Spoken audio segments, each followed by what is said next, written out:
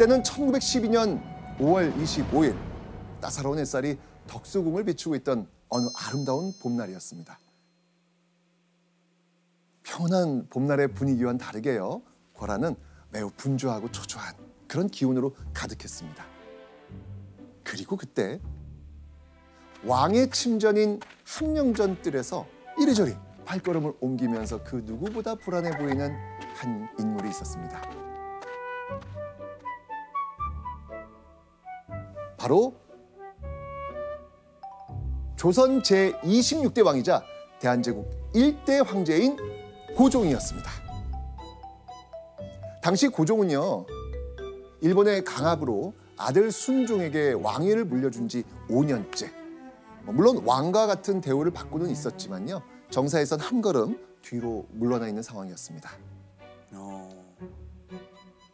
자, 이 뜰 안을 이렇게 초조하게 돌아다니던 고종은요, 한 상궁에게 이렇게 묻습니다. 소식은 아직이더냐? 상궁에게 묻고 잠시 후 봄에 꽃봉오리가 터지듯 아이의 울음소리가 터져 나왔습니다.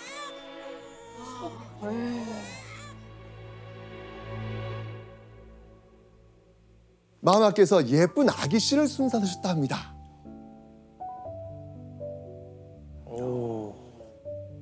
그제서야 고종은 아이의 탄생을 기다리며 초조했던 마음을 내려놓고 하늘로 날아갈 듯 크게 기뻐했습니다.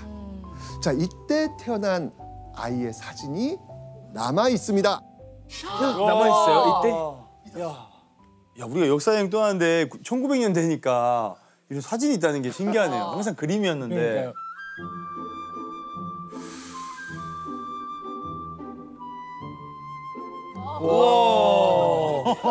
너무 귀엽게 생겼죠? 귀엽다. 야. 자, 이 아이가 바로 오늘의 주인공 덕혜옹주입니다. 귀여워요, 귀여워. 확실히 이게 딱 봐도 부잣집 느낌이 화려해 보이네요. 화려해요. 이게 저 부채 저런 것도 진짜 구하기 어려운 거고. 근데 되게 고종 되게 이쪽 학원 쪽인 되게 고종하고 비슷한. 그죠? 닮았어요. 네. 그죠? 자, 덕혜옹주는요, 점점 자라면서요, 주변에서 아버지 고종을 똑 닮았다는 소리, 이런 소리를 정말 많이 들었다고 합니다. 이마가 진짜 닮았어요. 그쵸? 너무 닮았는데요? 신기하다. 그렇게 고종은요, 자신과 똑 닮은 딸 덕혜옹주를 많이 예뻐했고요, 지극정성으로 아꼈습니다. 그리고 당시 이 덕혜옹주의 탄생을 고종이 유독 기뻐할 수밖에 없었던 특별한 이유가 있었습니다. 아들만 있고 딸은 하나도 없었나? 오늘 날아다니십니다. 그래요? 네. 예, 뭔가 느낌이. 맞습니다. 고종은요, 그동안 아들만 있고 딸이 한 명도 없었거든요. 와, 맞췄네요. 게다가 이때 고종의 나이가 무려 61세. 우와. 늦둥이 늦둥이. 그렇죠. 최고네요. 환갑이라는 나이에 아주 귀하디 귀한 고명딸을 얻었던 겁니다. 그러니까 고종은 늑둥이 이 덕혜옹주가 얼마나 사랑스럽겠습니까? 그냥 눈에 넣어도 안 아플 그런 아이 아니겠습니까? 근데 교수님, 이 고종이 덕혜옹주의 탄생을 더 기뻐할 수밖에 없는 이유가 또 있지 않습니까? 네. 덕혜옹주가 태어나기 17년 전에 명성황후가 일본인 자객들한테 잔인하게 살해당합니다. 시해당했죠. 그리고 나중에 고종이 46살이 되었을 때 또 늦게 아들을 봐요. 영친왕이라는 아들을 보는데 이 아들은 또 일본한테 인질로 빼앗깁니다. 그리고 일본의 계략에 빠져서 일본인 여성과 결혼을 해야 되고요. 1910년에는 일본의 나라까지 빼앗겼습니다. 그래서 고종의 인생은 점점 왕으로서 암울하게 끝나가고 있었던 거죠. 일본의 통치하에 조선은 더 부강해질 것입니다. 그러고도 네가 내 신하라고 할 수 있느냐? 저는 이제 천황 폐하의 신하입니다. 아무리 돈독이 올랐다 하지만 발기 없이 나라를 팔아먹다니. 이놈들의 이름은 역사에 남을 것이다. 네, 그러한 상황에서 덕혜옹주가 태어난 겁니다.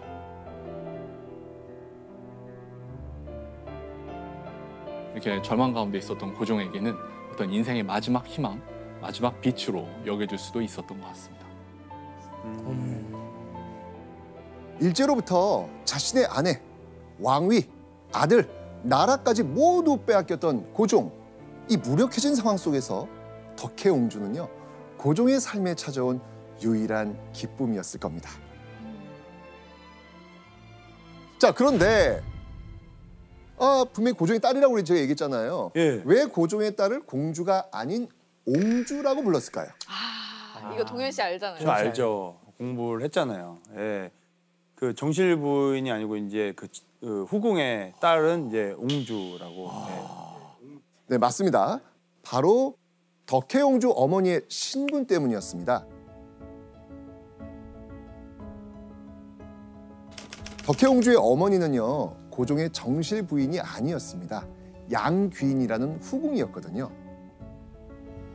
궁궐에서 음식을 만드는 소주방 나인 출신으로 이 고종의 눈에 띄면서 후궁이 되었던 겁니다. 당시 후궁의 딸은요, 공주가 아니라 옹주라고 불렀기 때문에 그래서 덕혜옹주가 된 겁니다. 자, 그렇게 덕혜옹주가 태어나고요, 얼마 지나지 않아서요, 고종은요, 모두가 깜짝 놀랄 만한 행동을 합니다.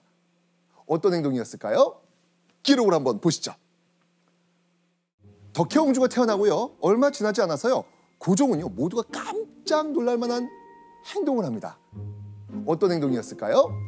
기록을 한번 보시죠. 복령당에 나아가 새로 태어난 아기를 데리고 함령전으로 환차하였다. 자, 여기서 복령당은요, 덕혜옹주가 태어난 덕수궁의 한 전각을 말합니다. 자, 그렇다면 함령전은 어딜까요? 함령전? 바로 덕수궁에 있는 고종의 침전입니다.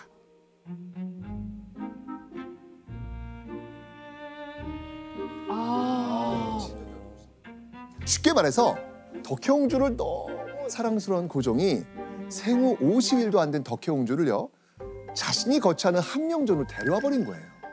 예, 엄청 예쁜 게 느껴지네요. 예. 근데요, 이건요, 조선 건국 이후 전무후무한 일입니다. 왕의 침전은 누구만 사용할 수 있다? 왕만. 맞습니다.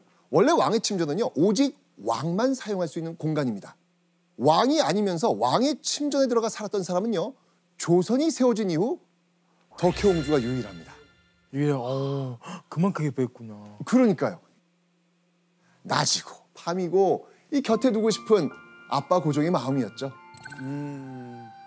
심지어는요, 한 상궁이 남긴 기록에는 이런 일화도 있습니다. 어느 날 함령전에서 변복동이란 유모가 이 덕혜옹주를 재우고 있었어요. 근데 이때 갑자기 고종이 딱 들어와 버린 거예요. 그러니까 왕이 왔으니까 어떻게 해야 돼? 누워있었는 유모 어떻게 해야 돼요? 일어나요. 오, 당연하죠. 당연히 일어나려고 했을 거 아니겠습니까? 네. 근데 고종이 이때 이렇게 말합니다.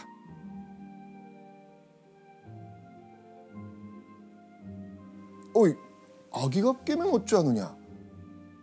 그냥 누워 있어라.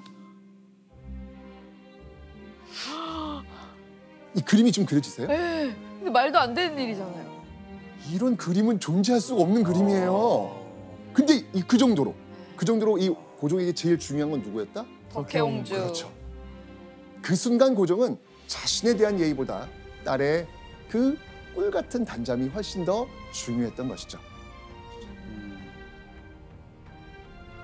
그렇게 덕혜옹주는요, 든든한 아버지 고종의 품 안에서 사랑을 한 몸에 받으면서 무럭무럭 잘 자라났습니다.